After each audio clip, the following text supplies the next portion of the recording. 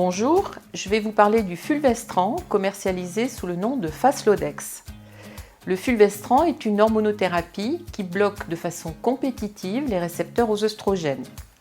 Il se présente sous forme de seringue pré-remplie de 250 mg et doit être administré par voie intramusculaire. Ce médicament est indiqué uniquement dans le cancer du sein localement avancé ou métastatique, positif aux récepteurs aux œstrogènes et négatif à HER2.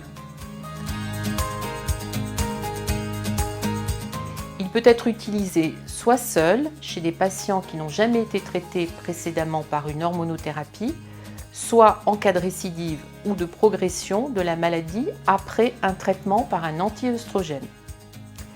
Il peut être également associé aux inhibiteurs des CDK4/6 comme le palbociclib ou l'abemaciclib.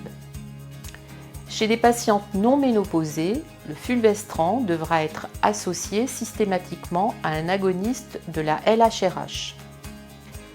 La posologie de Faslodex est de 500 mg, soit 2 injections intramusculaires lentes au niveau de chacun des muscles fessiers, tous les 15 jours pendant le premier mois de traitement, puis une fois par mois.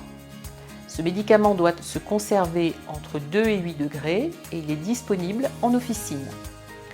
En raison de la voie d'administration intramusculaire, Faslodex doit être administré avec prudence en cas d'antécédent d'affection hémorragique, de thrombocytopénie ou chez les patients traités par des anticoagulants.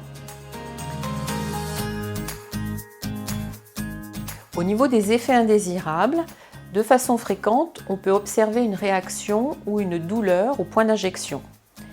Pour minimiser cela, il est recommandé d'injecter le produit à température ambiante et une administration lente d'au moins 1 minute est recommandée.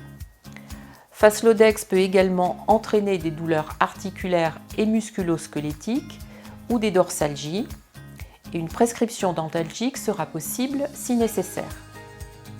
Ce médicament, par son action anti-œstrogène, s'accompagne de bouffées de chaleur. On pourra conseiller d'éviter les aliments épicés, trop chauds, la caféine, le tabac, l'alcool, ainsi qu'une bonne hydratation. On peut également observer des rages cutanées et il faudra éviter l'exposition solaire et utiliser un écran total. L'utilisation d'un savon doux et d'une crème hydratante sera à conseiller, accompagnée d'un séchage par tamponnement.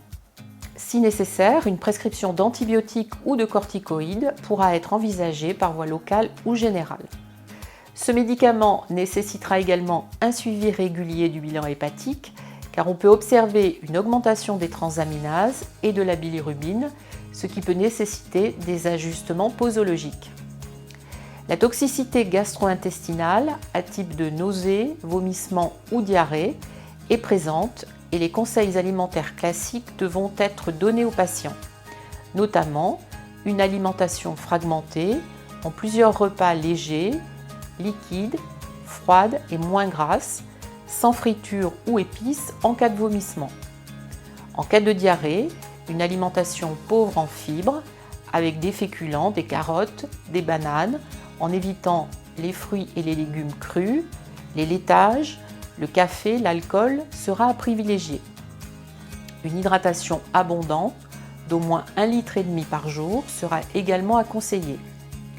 Des traitements antiémétiques ou antidiarrhéiques pourront être prescrits en si besoin. Des réactions d'hypersensibilité peuvent également apparaître avec Faslodex. Elles sont souvent dues à l'alcool benzylique qui est présent au niveau de l'excipient. Une asthénie est fréquente et il faudra conseiller aux patients de continuer des activités adaptées, notamment celles qui procurent un bien-être et une activité sportive adaptée et régulière. Faslodex est très peu éliminé par voie rénale et il n'y aura pas d'adaptation posologique en cas d'insuffisance rénale légère et modérée. Faslodex a un métabolisme hépatique prépondérant et une utilisation prudente doit être faite en cas d'insuffisance hépatique légère ou modérée. Il est par contre contre-indiqué en cas d'insuffisance hépatique sévère.